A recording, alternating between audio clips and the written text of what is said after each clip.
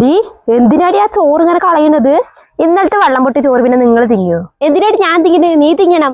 തർക്കൂത്തരം പറയും പിന്നെ അവളെ കഴിച്ചിട്ടുള്ളൂ. നിന്റെ വീട്ടുകാരുടെ സ്വഭാവം ഇങ്ങനെ തന്നെ ആയിരിക്കില്ലടി. നിങ്ങൾ എന്നെ പറയണതേ എനിക്ക് പറ്റണില്ല. വെറുതെ ഇനിയിപ്പോ എന്റെ വീട്ടുകാരെ ഞങ്ങത്തേക്ക് കൂടി നിങ്ങൾ കയറാൻ വരണ്ട.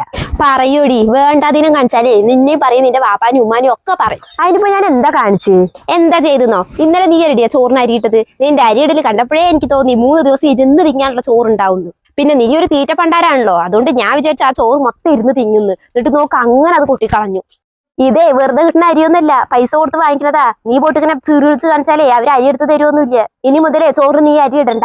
അരി മാത്രം എന്താക്കണ്? ഞാൻ ഇനി വീട്ടിൽ ഒരു പണിയും ചെയ്യണില്ല പോരെ. ആ പുതിയ നിന്റെ മനസ്സിൽ വെച്ചാൽ മതിയടി. നിനക്ക് അടുക്കളപ്പണി മാത്രമേ ഉള്ളൂ, പുറം പണിയില്ലേ? നിനക്ക് മുറ്റടിക്ക, തുടയ്ക്ക, അടിക്കുക, തിരുമ്പ, പാത്രം കഴുകുക. ഈ പണികളൊക്കെ പിന്നെ ആരാ ചെയ്യാ? ഞാൻ ഉള്ളിത്തെ പണികൾ ചെയ്യട്ടെ, നീ പുറം പണി ചെയ്യ്.